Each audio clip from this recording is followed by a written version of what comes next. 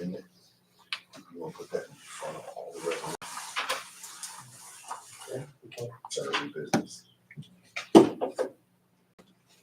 That's when we get to approve the agenda.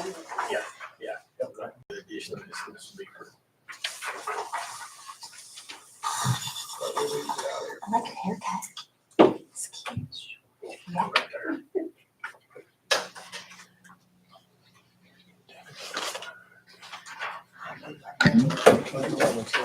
What do you want? For me? A lot of coffee.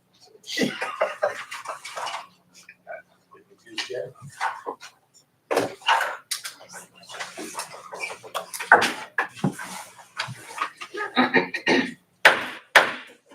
Okay, go ahead and call to order the regular monthly meeting of the Grayson County Board of Supervisors and our March meeting. Good to have everyone with us. This time, I would ask you to rise for the invocation and pledge led by Dr. Tomlins. Heavenly Father God, we thank you for this day and for all of your many blessings, Lord. We pray that you would be with all of those that have had to be out in the weather today. Just bless them, God. And right now, we just pray that you would lead, guide, and direct us in the way that you would have us. As far as the county goes and its business, we thank you for all the people that have joined us tonight. Pray that you would bless them. And Lord, again, we just thank you for all of your blessings and everything that you do for us. In Jesus' name we pray. Amen. Amen. I pledge allegiance to the flag of the United States of America and to the republic for which it stands, one nation, under God, indivisible, with liberty and justice for all. Thank you.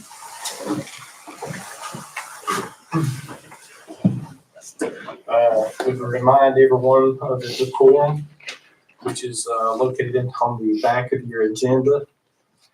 And also, if anyone has cell phones with them, this time we would ask that you silence them, please. Also, would ask for approval of the agenda and the consent agenda. On the agenda under new business, I would amend the agenda to add under new business, Christian Schumite, Director of DSS, and Lachey Hall, CSA Coordinator regarding CSA funds. Thank you. I have a second. Second. All in favor signify by saying aye. Aye. Anybody opposed? Chair also aye. Okay, we do not have any public hearings scheduled for tonight. Reports, presentations, or requests. No one has registered to speak. And this time we'll have the check to see if we have anyone that has signed up to do public comment.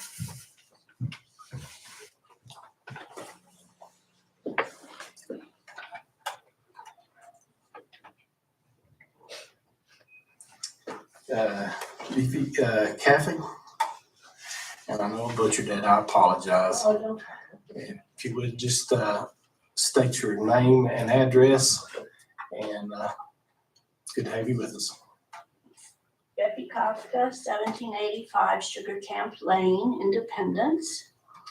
And I'm here because lots of people have been seeing a little airplane going back and forth, back and forth. It's been over Carsonville, it's been over closer to Galax, it's been over Floyd.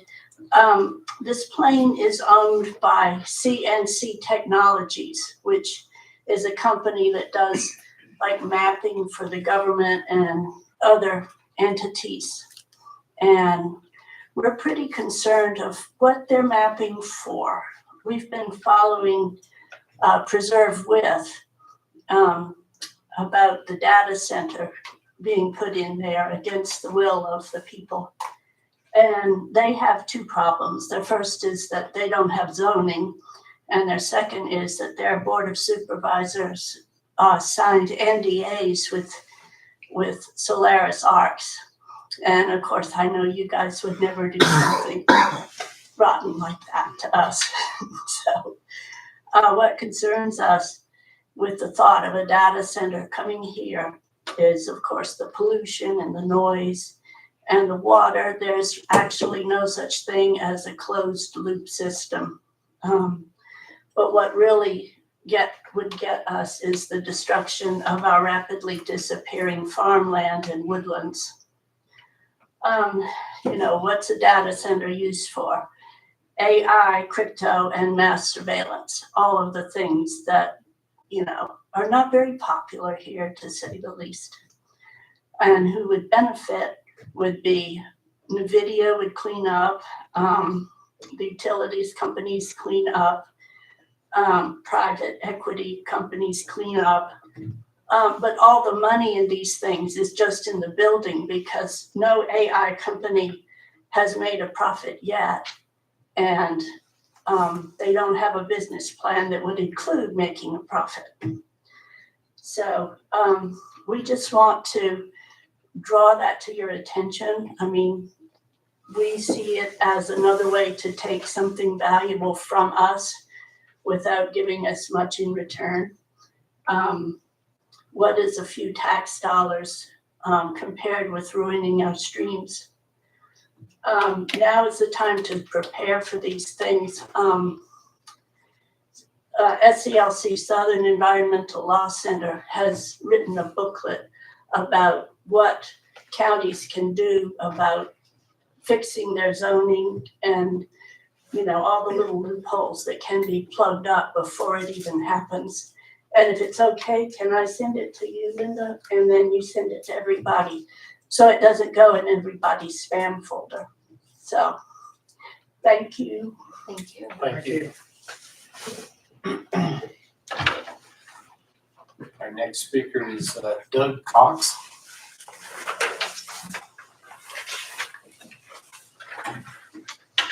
Douglas Cox, 864 High Point Lane, Independence.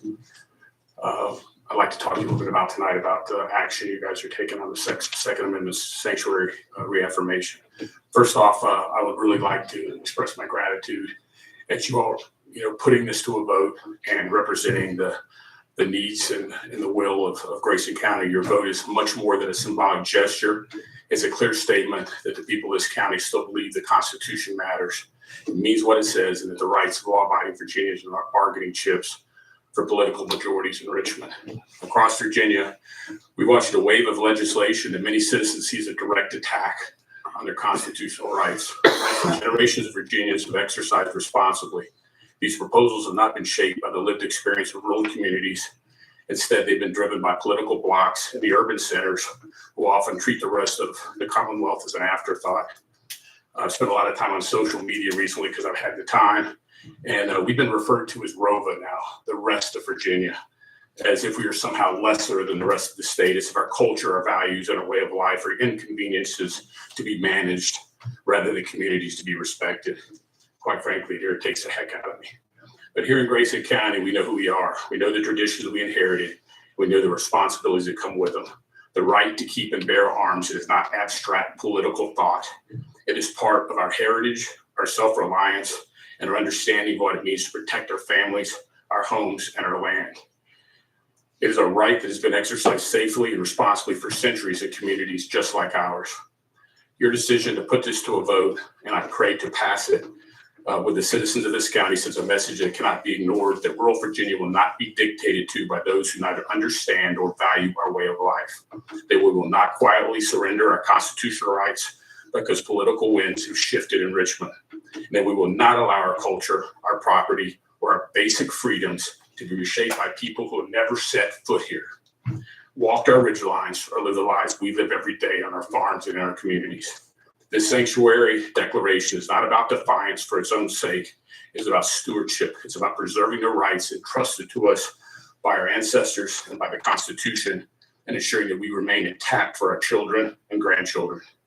It is about reminding the Commonwealth of Virginia that the Commonwealth of Virginia is more than a handful of urban centers.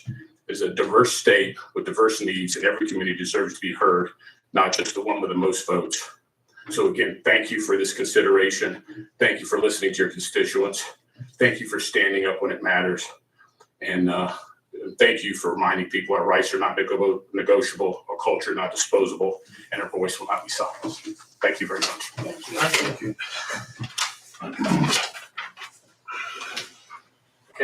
Next speaker, Kenneth Nestor. Kenneth Nestor, 2002 Bethany Road, Independence. I'd like to thank y'all. I got a chance to read over the resolution, and I think it's good. We all know that some folks in Richmond don't care about the Constitution much anymore, but I appreciate it. We got to start some pushback somewhere, and at the local levels where you got to do it at. And it ain't just, everybody knows what the 2A stands for, but it's actually more than that. I mean, with the previous administration, the open borders and stuff, we don't know who all's in this country now. Heaven forbid, we do need to be able to, for preservation of life, if we have to, defend our families, church families, group of people down here at Food City, you never know. But heaven forbid, if it ever happens, pray to God that you can, be able to do what you need to do and try to preserve all life possible. And I appreciate y'all's time, and if anybody's got any questions or anything. We're not allowed a response back there Okay. coming time, but I'm not a good public speaker. I'm just used to casual talking. yes, And of course, I mean, even, we have a lot of people use some of these firearms they want to get rid of for sporting, hunting. It's a way of life that they're attacking it. And most law-abiding citizens around here, they don't use their firearms to hurt people. It's a way of life for us. Thank y'all for your time. thank you. Okay. Doesn't appear to be anybody else signed up for the public comment period. So we'll continue on with our agenda. Under old business, there appears to be none. And which brings us to the new business and Kristen Shoemake, with BSS and Lachey. All good to have y'all with us tonight. Thank you, ladies and gentlemen. Appreciate you being here. Yes.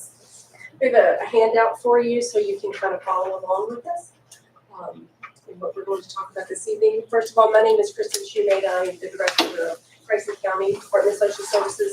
I've been the director since 2018. Those of you that are new on the board, Mr. Watson, I have had one conversation with you in the past. I have not yet met Mr. Cunningham nor Mr. Richardson, but I look forward to working with you guys. Our office is downstairs, located in the building. When you come in the door, go straight instead of turning to get on the elevator. I welcome you anytime if you'd like to come by and stop, ask questions, talk to us about the programs that we offer with the Department of Social Services. This is Ms. Lachey Hall. She is our CSA coordinator. What does CSA stand for? CSA is the Children's Services Act.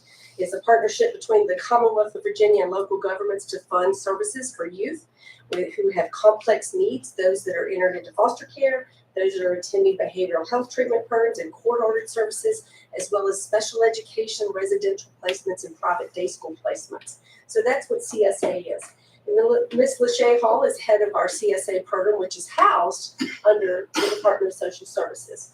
80% of the cities and counties in the state of Virginia put CSA under the local Department of Social Services because we can capture 80% of reimbursement funding for the positions of the CSA coordinator.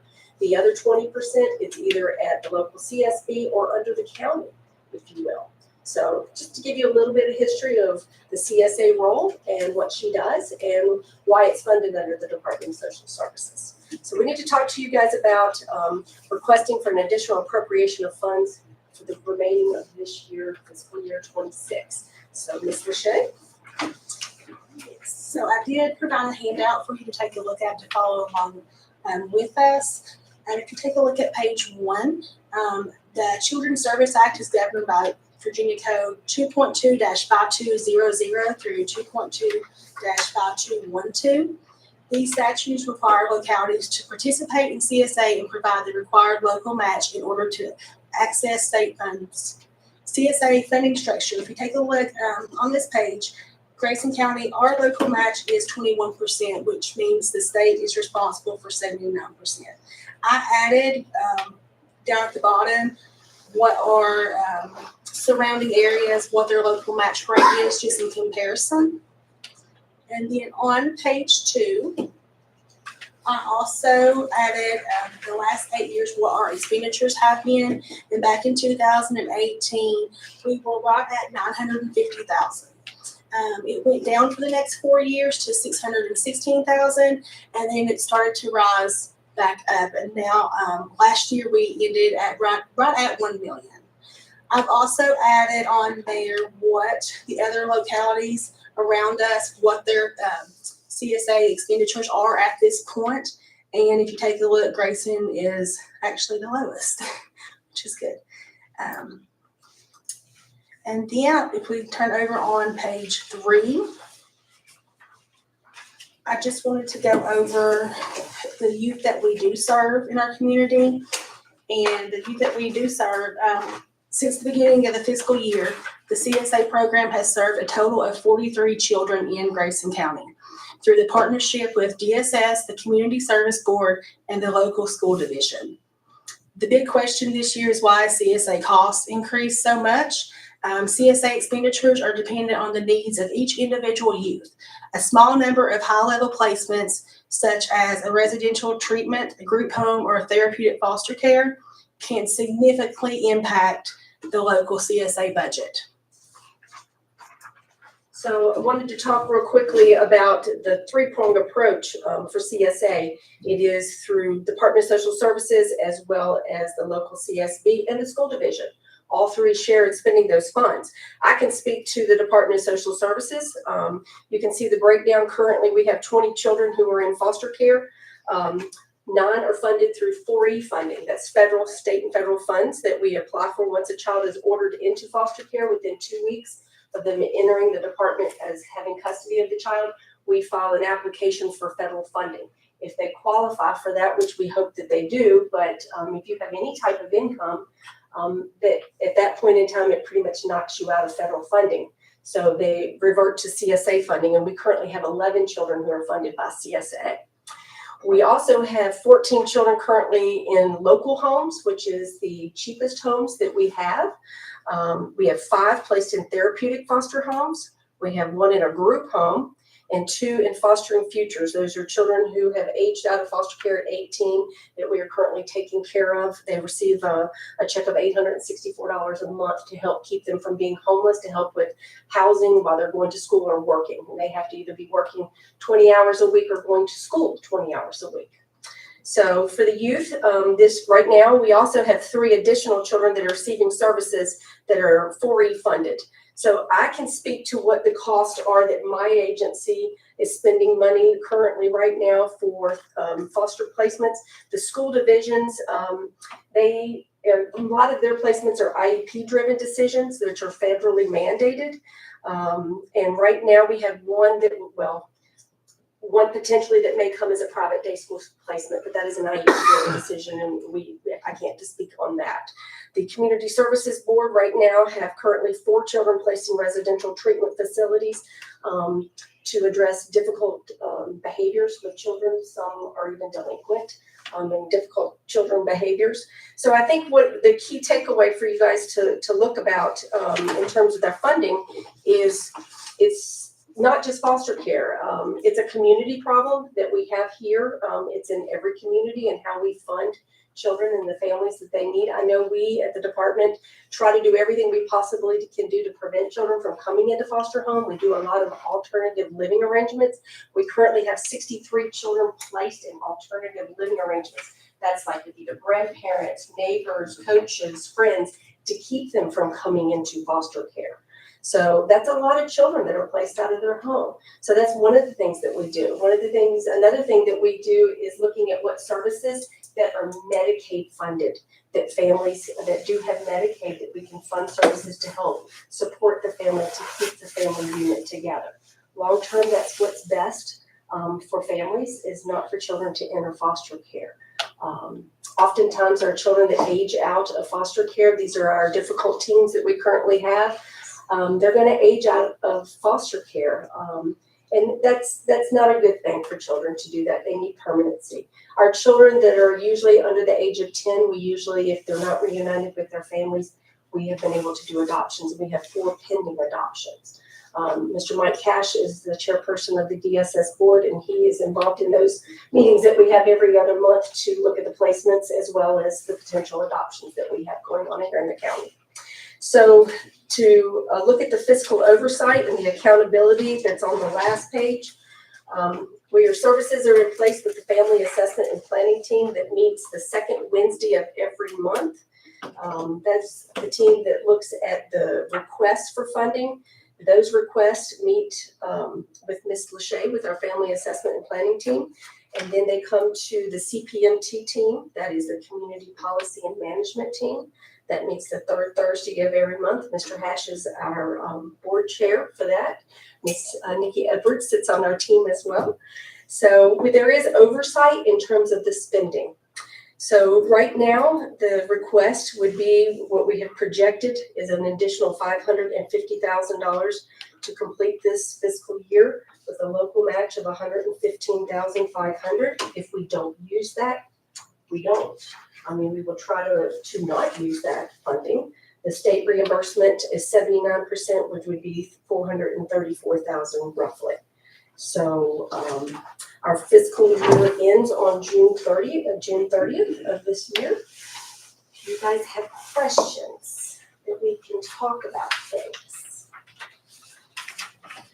How much money is typically allocated for those 18-year-olds that are required the 20 hours a week minimum of work? How much money do you normally? Yes, the foster They receive a teachers. check of $800 per student a month? per child, yes. Okay. Currently. We have And- 2 in that program right now. And at what age are they aged out of that? 21 or 22. 21, Okay. it just changed, Okay, and that's federal It's mandated? yes. We're currently working on an initiative through Open Door Hope Ministries. We have a project that's we're building some apartments in Wood County, and we're looking at doing a partnership for those children, Ms. Tomlinson, that would be through an MOU from Galax, Bland, Carroll, Grayson, and Wood County to maybe set aside a couple of those for our children that are aging out, because the community college is there. Mm-hmm. There's also some trade schools associated with the community college. So we're working on that right now. And are the residential treatment programs within this county, or are they Galax, Grayson, Carroll? None of them are. And we don't currently have a child in foster care that's in a residential. Oh, okay. We do not. And the Virginia oversight for the Department of Social Services, any child that is in a residential facility who is in foster care, I have to answer to the commissioner of DSS as to why. Okay, so the 4 placed in residential treatment programs this year for the 211,000, are those are not in foster? No, that's through the community. Okay, And then for DSS, where it has the 7 residential, that's just they're not in residential now, but through this fiscal year. Okay. And then that's where it's cost us also. thank you for the breakdown. Any other questions? Kristen, I'm just trying to simplify this. Okay, so for this fiscal year, you're asking the state for another $434,000 and the county for another $115,000, Yes, sir. and it requires board approval. Yes, sir. What happens if the board says no? There is some legal action that could potentially happen. There's also revenue that the county receives through a tax act. I understand that they could withdraw from Grayson County. What does that mean? Every city and locality receives some funding through the state through a tax base. And I understand that they could withdraw that and not give it to the county if we don't participate in these mandated services. Yeah, I'm- And I don't know how much that is. I can find out. Certainly can find that out. So you're looking for action from the board tonight? Is that what you're looking for? You certainly can have that discussion and we can look at that. We certainly will hold off on paying any additional expenditures at this time for 30 days until we've had some discussion. I would- When's our next budget meeting? April 2nd. April 2nd. April 2nd, I believe. Yeah, April 2nd. Okay. Yeah. I can tell you that, you know, we do have a fairly low match that we've been able to maintain for a long time on the portion that we do have to pay out. And being on the board, I've been on pretty much my entire tenure on the Board of Supervisors. And since Kristen has come on board, I mean, I can say that she's a very good steward of the county's money, and I've seen that, you know, reflected in the conversations that we have in a discussion on the spending on each individual case that we review each month. But you know, after the FAT team has reviewed it and made their recommendations on what they need to spend, I think that everybody tries to be conscientious of the spending. The trouble with this, you know, from year to year, it's a moving target. You don't know how many kids are coming in and out of a troubled home, that come out of drug environments, that come out of abuse environments where there's sexual, physical abuse. You just never know how many children are going to be filtered through the programs. A lot of it gets mandated by court actions. You know, that children have to be removed from homes, have to be replaced. But I just wanted to say that every effort is made to be conscientious of our spending, not only just from a budgetary standpoint, but when you try to be frugal and try to make your money go as far as you can to make the most effect on the most kids, because like I said, you never know how many kids are going to pass through and be brought in to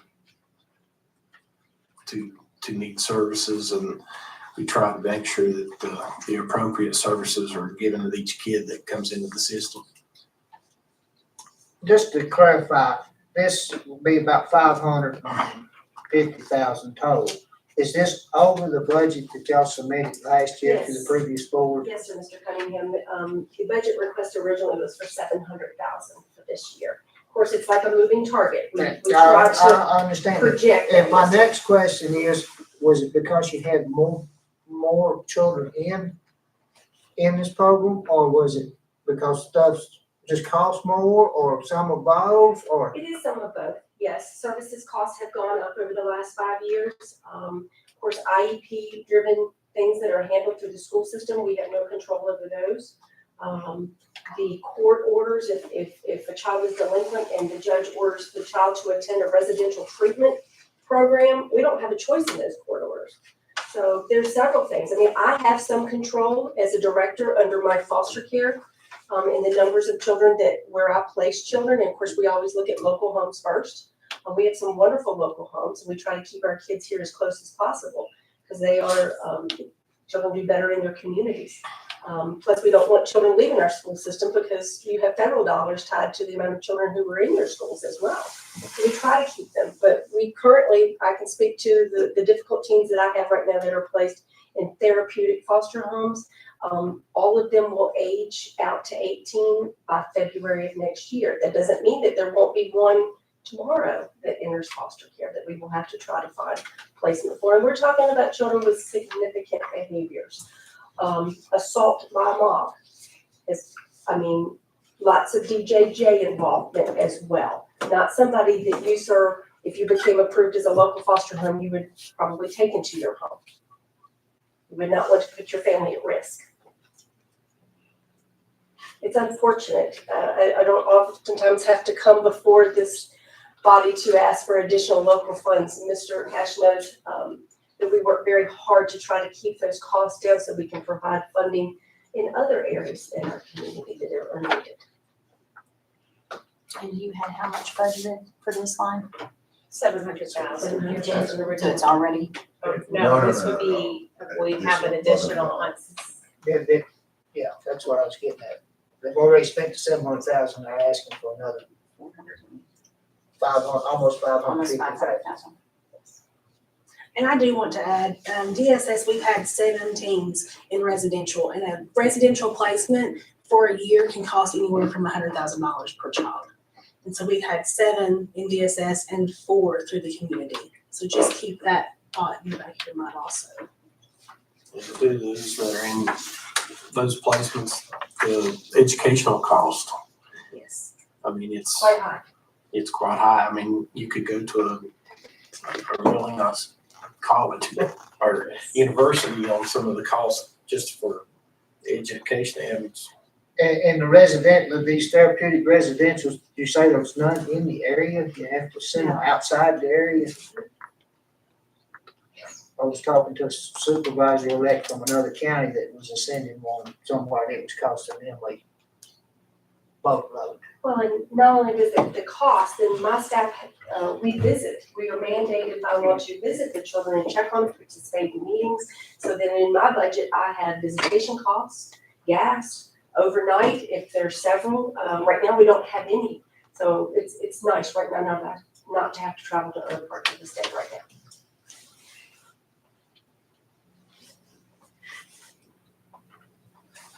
Be more than happy to sit down and talk in budget session going forward, whatever you need. Anybody with any further questions at this point? I'm downstairs at any time. You can reach me. I'd be more than happy to have you come and sit down and talk as well.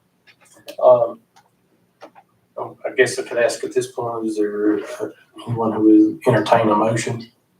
To table it until after the next budget meeting, maybe?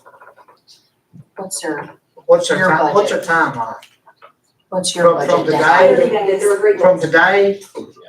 Okay, so we can table it and bring it up in our budget meeting April 2nd. Mr. Boyer, not the 5th, April the 2nd. And then that's what, 2 weeks, right? 2.5 weeks. And then, well, I would like to have a little more time to Absolutely. review it. I mean, this is like getting hit blindsided. We're gonna be blessed. All right, so would have been a motion on your part? Yep. Okay, we'll just state that. Yes, I would make a motion to table decision on DSS CSA budget until after our next budget meeting on April 2nd. Is there a second? Or is that the wording? Well, To what make a decision at our next budget. At our next budget meeting. decision might be. Yes, by April 15th, we will. Okay, Got April it. 2nd, we'll make a decision. At, second. Okay, is there any further discussion? Hearing none, all in favor signify by saying aye. Any opposed? Chair also aye.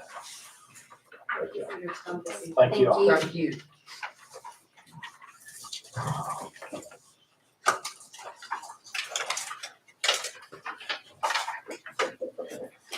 Okay, next brings us to resolution.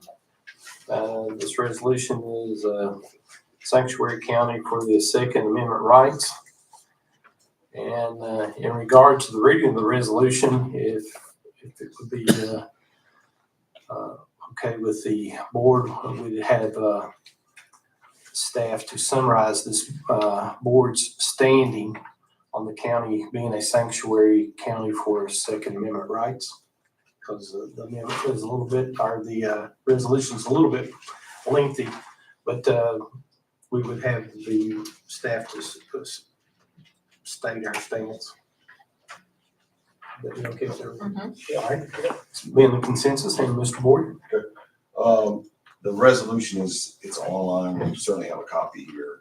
The first 2, 3, 4, 5, 6, 8 paragraphs or so are really dedicated to talking about the Second Amendment, the importance of the Second Amendment to this country, and how we expect that those rights, the right to bear arms shall not be infringed upon. And then the second half of the resolution really focuses on how the county, what the county's perspective is. And I'll read a couple of paragraphs. So as just for the record, the Grayson County Board of Supervisors is concerned about the passage of any law containing language that would unconstitutionally infringe upon the rights of the citizens of Grayson County to keep and bear arms. In addition to the individual rights to keep and bear arms as enshrined in the United States and Virginia constitutions, the Grayson County Board of Supervisors is mindful of the deep cultural and historic roots of hunting within the Commonwealth and the County of Grayson, which precede the founding of the United States, as well as many conservation and wildlife management benefits, as well as there are many wildlife and conservation management benefits to be derived from responsible game management through hunting.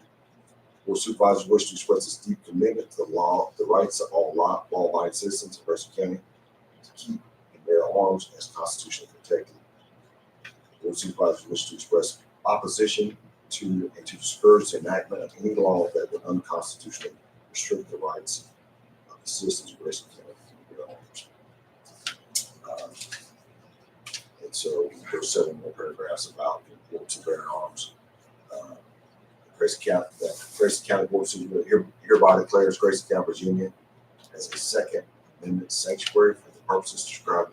The Board of Supervisors hereby expresses its intent to uphold the Second Amendment rights of the citizens of the county. Grayson County Board of Supervisors hereby expresses its desire that public funds are not used to unconstitutionally restrict the Second Amendment rights of the citizens of Grayson County or to aid federal or state agencies in the unconstitutional restriction of said rights. Grayson County Board of Supervisors hereby declares its intent to oppose within the limitations imposed by law on local governments any unconstitutional infringement of the right of law-abiding citizens to keep and bear arms under such reasonable means as the Grayson County Board of Supervisors may recommend. Be it finally resolved that the undersigned clerk, Board of Supervisors of the county of Grayson hereby certifies that this resolution set forth as well as adopted in the open meeting of March 12th, 2026. Thank you, Mr. Wood. This being a resolution, therefore, passage would be by roll call vote. So, Mr. Wood, Watson.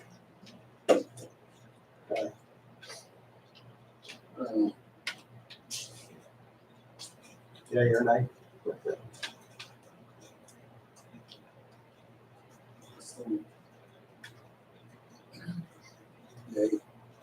Mr. Cunningham. Aye. Mr. Richardson. Dr. Tomlinson. Aye. Chair also aye. Resolution passed.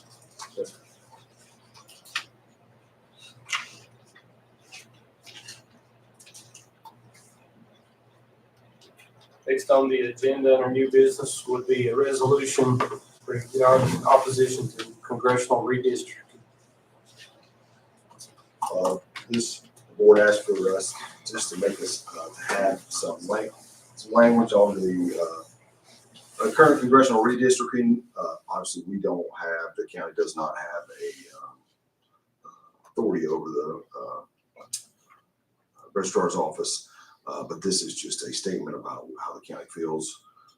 Would you like me to read the entire thing or just summarize? This is a resolution of the Grayson County Board of Supervisors to oppose congressional redistricting that discards established processes and dilutes rural representation. What will be the pleasure of the board?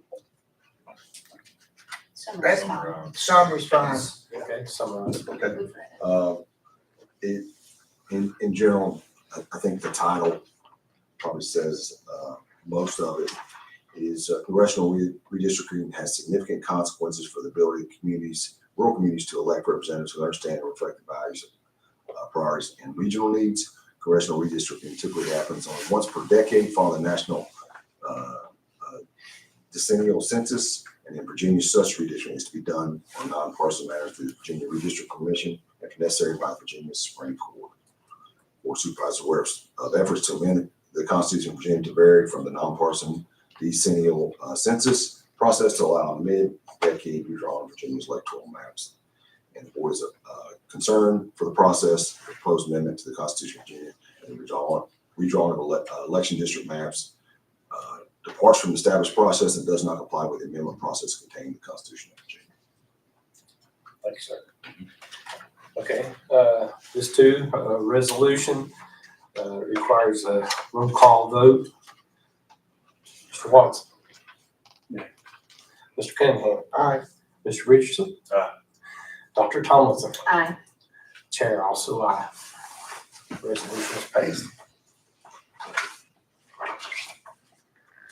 Next is a resolution for a community impact grant with New River Wildlife and Conservation Club. This was submitted by to Mr. Smith.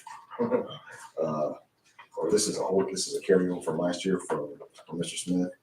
This is a community impact grant for the New River Wildlife and Conservation Club. They are basically asking to have their taxes to be taken care of and not have to be taxed by the county, since they are a 501c3. And I can read the resolution, or you can have some discussion on it first, whichever you would like, sir. This has been, these community impact grants has been a way that the county has kind of offered some relief to our organizations around the county that do public work or community service programs and projects within our communities. We've partnered with the New River Wildlife and Conservation Club over the past at least 3 or 4 years, perhaps, with the river cleanup, and they also do some other programs in the community, the fishing Olympics that they do in Elk Creek. They work with them, and the river cleanups that I stated, and then have assisted in some of the debris removal from the hurricane. But anyway, we've extended those, and I was thinking we passed this last year for them, and I didn't know that it was something that had to be renewed. Every each year they ask for. Okay. But anyway, that's in what it's regarded. If anybody has any questions for staff, As long as they're an active 501c3. I think the board usually had some discussion. Okay, what have they done? What have they done? Like, as you mentioned, the river cleanup, the different events that they sponsor, the hurricane. So, I know they do some of the boating and the hunter safety programs for youth. At one time, the Wildlife Club had a shooting team. I don't think that's been very active lately, but for youth and down archery, yeah. And they've also had, so I know, with my church, that we did youth camps there on the property, that they let the property, the use of the property, their electricity and everything to have youth camps there on the property in the past. I don't have the exact numbers since they didn't put it in here. I think last year their taxes were around $1,200, $1,300, something like that. Anybody have any more? And that is the one at Riverside. It is. Okay. This time, entertain a motion to adopt the resolution. So moved. Sorry. Okay, any further discussion? Okay, hearing none, this resolution requiring a roll call vote. So, Mr. Watson, Mr. Cunningham, Aye. Mr. Richardson, Dr. Tomlinson, Aye. Chair also aye. The resolution is passed. Okay. Next, bringing up resolution regarding the casino gaming tax proceeds usage. Yes, sir. Each year we have to designate where our casino tax proceeds will be used. This year, as last year, the designation is it's going to go to public safety, specifically the provision of emergency medical and fire services as budgeted in fiscal year 2027. Unless there needs to be further discussion. Okay. Any further discussion? I'm not up for giving up any money that we're getting. Okay, do I have a motion to adopt the resolution? So moved. Do I have a second? Second. Okay. All in favor, signify. I would say this also be a roll call vote. Mr. Watson. Aye. Mr. Cunningham. Aye. Mr. Richardson. Dr. Tomlinson. Aye. Chair also aye. Resolution's passed. Next item is board appointments. Okay, the first one we have, I'm ready to go, sir, or do you want to take this? Either way, the Board of Zoning Appeals, this will be a Wilson District appointment. Betsy Sharon is current, our term expires on the 31st of March. I don't know if she expressed interest, and this will also be one of your appointments. Is that good with you? You sprung it on me, yeah, I guess. It doesn't expire until the end of the month, but Yeah, you got a little time to think if that, but anyway, that is one of your appointments. I mean, is she wanting to serve again, or? I don't know, I did send an email, sorry, I did send an email out to you to let you know that her term will expire at the end of the month. Or emails, sometimes I don't read them until it's too late. Duly noted, sir. One of the things I don't say is, in the past, we had a process where Linda would reach out to the people that get ready to expire. The previous board asked us not to do that. So Linda's kind of walking on a fine line here based on previous direction. We felt like it was efficient for her to reach out. The board, part of the board didn't want to do that in the past. So she's, would come to me and go, hey, am I supposed to do this or not? And I go, okay, just go ahead, reach out and see. So we're happy to do it. We're happy to do the staff work on it, but we don't want to get in front of one of our supervisors as well. So if that's something you want us to do. We just need to understand what happens. So the point that I've been trying to make is, there's three of us here, that this is our first shot in the dark. Yeah. And y'all just kind of throw us in, so to speak. And especially with these appointments, and we didn't know we had to make these appointments as a member or talk to people. And but I think, at least for this first year or so, that Mrs. Osborne needs to talk to the people that's on the board, to have some continuity on these boards as the new supervisors get more used to being a supervisor. You follow what I'm saying? Yeah, we can do any process you want. You just have to tell us what process. And that may be a little bit, where I may have fell short. I just assume that people get their packets on Friday. we got it at the budget meeting. It was in your box at the budget meeting. Yeah, but I didn't realize that was one that I had to Okay, and personally. You didn't know because it was Wilson that you were. Right, just because I thought it was because of the Wilson District seat, that it was a board decision, not my decision to pick somebody or hunt somebody that might be willing to serve. That's what I'm getting at. we can give you the opportunity if you want to table this. Got 19 days. Yeah, and the Board of the Zoning Appeals, I don't think they probably have a backup on appeals, so you got a little time.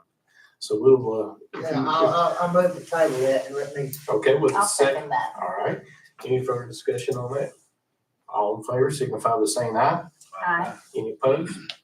Chair also aye. Okay, Just for clarification, staff clarification. okay. Yes. Okay, can we get that process down so we're in alignment on what the process, what this board would like?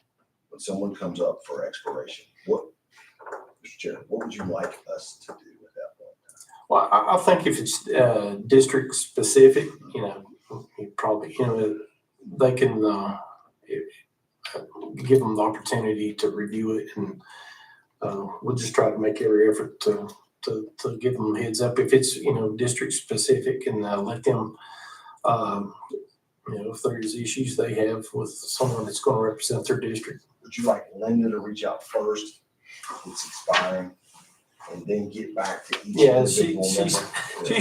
she's usually the one that's more in tune with everything, and she keeps it, well, who's kidding who here? Yeah. She keeps us on the path. Yeah. So Yeah. okay. All right. And thank you. Thank you. We appreciate all the guidance we can get. Yeah. The next position is the Emergency Services Commission, and I filled in on that until we could set a new board. I figured it up today, and I think I'm on 7 different boards. And so I'm not going to be greedy. If any of you are interested in serving on the Emergency Service Commission, and that is just a group that's made, a commission, it's a group that's made up of all the fire and rescue agencies in the county. They meet and then, have their discussions. We have been trying to make sure that we have a board member that's present so that they have an ear to speak into. And so, if anybody else is interested, I will not begrudge you to take it. And if it's something you're passionate about, How often do you meet? it's like once Once a month. every other month. Yeah, every other month. Yeah, we actually have a meeting coming up at the end of this month, on the 26th. It's at Baywood. Would you like to be on? No, I'm gonna be there, but Okay. I'm, Yeah, yeah, if yeah. anybody else Okay. wants to jump in, if they're welcome. I'm more than happy to continue. I am the retiree, so I do have a little bit more time, but I definitely am not going to begrudge anybody an opportunity to serve where they may feel. Mike, do you have any interest? You're the EMS guy or fire and rescue guy? I don't know if that's I don't know. About Mr. Richardson? Paul? I've got two already, and I could actually, Are you on the Carol Grayson or the Getting Graylax? I am, You are, okay. yes, ma'am. Because that was the problem before. The organizations didn't want you to be on both. I will, I'll be glad to learn more about it. Okay, all right, so Chair would entertain a motion. I nominate Paul Richardson for the Emergency Services Commission. Okay, do I have a second? I'll second. All in favor signify by saying aye. Aye. Any opposed? Chair also aye.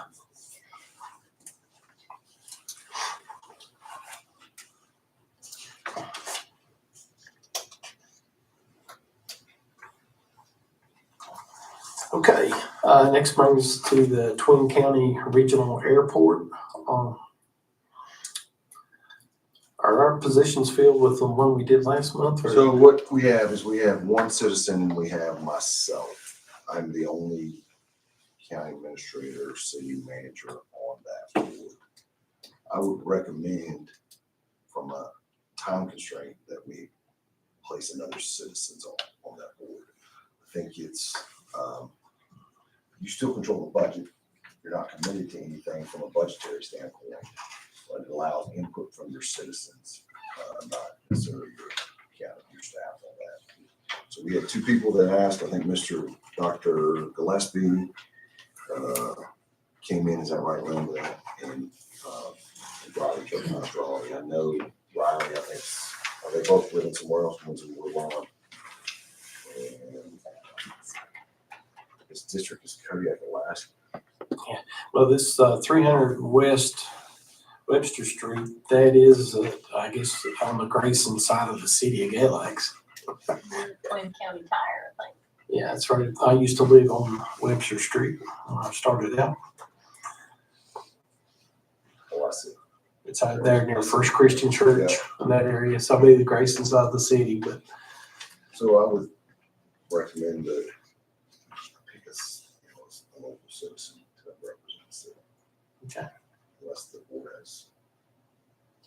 And that's to take your seat on that board. Rita Key is the other representative there. I've been to several meetings. And I still think you have complete control over, the budget side of that. Will Chair entertain a motion if there's one to be made?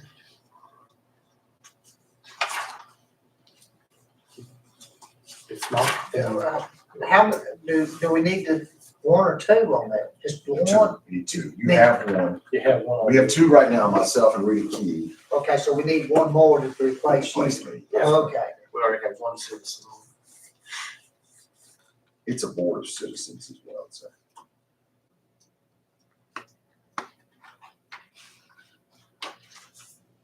Do I have a motion? Do y'all know, do any of y'all know these people? I know Riley. I do not know Dr. Gillespie.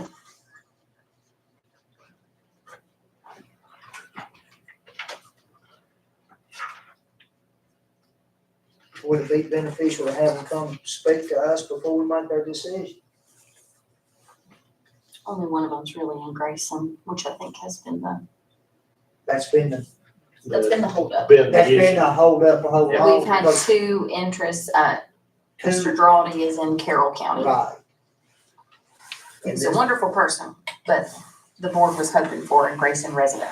and Dr. Gillespie, I hope I pronounced that right. Mhm. He is in Galax, but he's on the Grayson side of Galax. And I believe the other applicant was in the Carroll County side of Galaxis. I don't know. No, I don't remember. There was another one and they withdrawn. Yeah. I think he's on the Grayson side. Mr. Both Dyer. of them? Mr. Dyer. Yeah, Mike was too. Yeah, He's on the board now. Oh, he got, okay, Yeah, he's on there. okay, great. All right, if, we can pass if there's no appetite to do anything, to render a motion, I make a motion that Dr. Gillespie serves on the Twin County Regional Airport Board.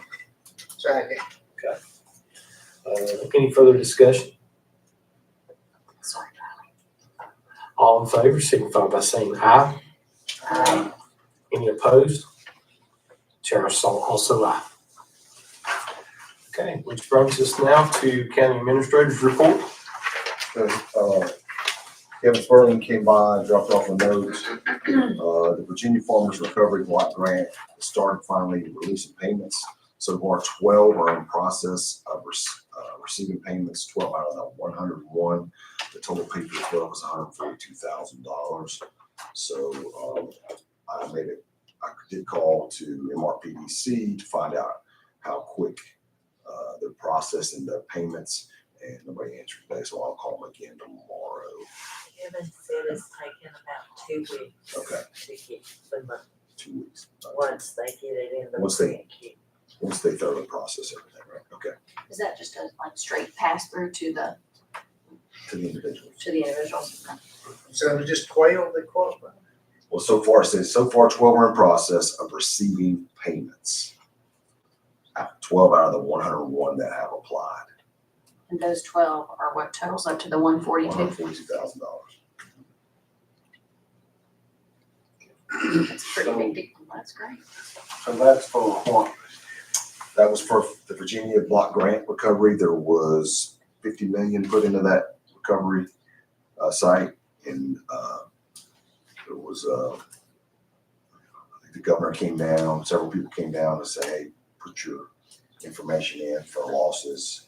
They were going to be direct block grants, direct payments to farmers who had lost various, had lost revenue, lost things that were not compensated for. From the flood? Yes. Things that were not covered by the other programs.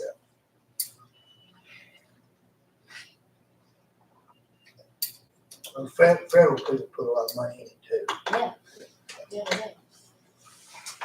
Okay, I know with new board members, you've not been briefed on PSA really yet. One of the issues we've had with our water systems is we've had a lot of leaks in our Fairview systems, which is expensive.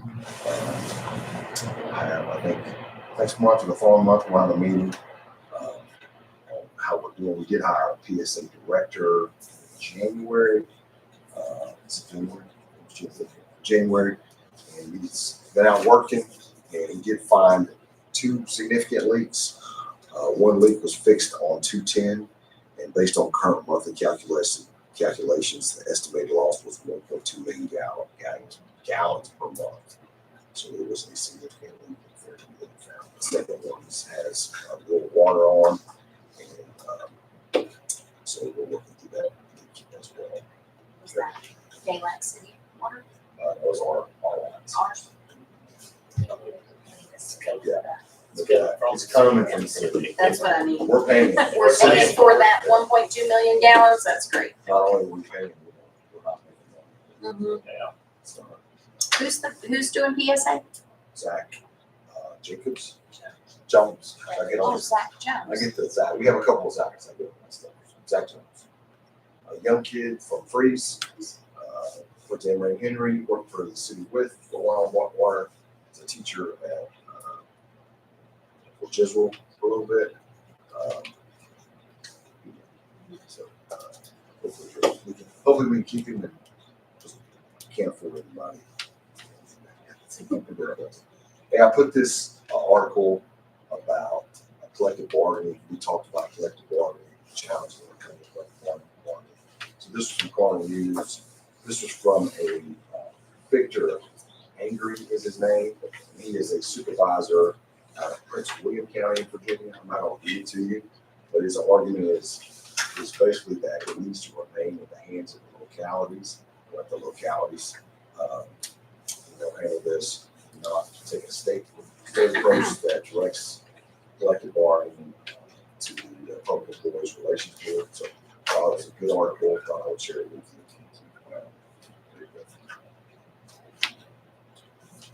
Household hazardous waste collection and personal document shredding. Where do we have this posted at? Website, Facebook, it will be in the paper. 2 weeks. So it'll be in the paper 2 weeks. It's on our website. It's on Facebook. The hours are 8 a.m. to 11 a.m. I'm trying to get on your Facebook page. I apologize. That's okay. Location, City of Galax Public Works Department. Location, Grayson County Public Works Department. 1 to 4 p.m. April 11th, 2026. So this is household hazardous waste collection and personal document shredding. Saturday, April 11th, 2026. Questions on that? Kevin also brought by the Virginia Household Water Quality Program that they have every year. It covers if you have a well and you want it tested, it's a significant test. If your well or spring, it's $70 per individual. The time is April 21st. 6:30, you pick up a sample kit, you drop off samples April 22nd, and results will be after that. So he's taking up to 50 different wells. If he has more, he said he'd figure something out. So if anybody's interested in this, we will website, Facebook, all the things everybody loves. April 21st, pick up sample kit. It has a QR, it has a website you can go to register onto. Does not have a QR code. April 11th. Okay, we have large item pickup coming up. We will, again, same thing, we post this on our website, we post it on Facebook. We usually put it around the buildings. It's at our Public Works Department. Registration obviously is not necessary. And it just goes over. We start March 16th is our first, wow, is it already? March 16th, Monday. We start large item pickup, and it goes all the way to June 1st. Town freeze, curbside is last. So March 16th, March 30th, April 20th, May 4th, May 18th, and June 1st, depending on where you're at. So we'll post this online. If you have any questions, if anybody has questions, they can call us, or they can call Jonathan. Or call the Public Works Department. They'll talk to you about it as well. Okay. It's a lot of work for those folks doing that. That's all I have, sir. I know last year you didn't have to call in. In prior years, you'd had to call in and tell what items. Is that the same way this year?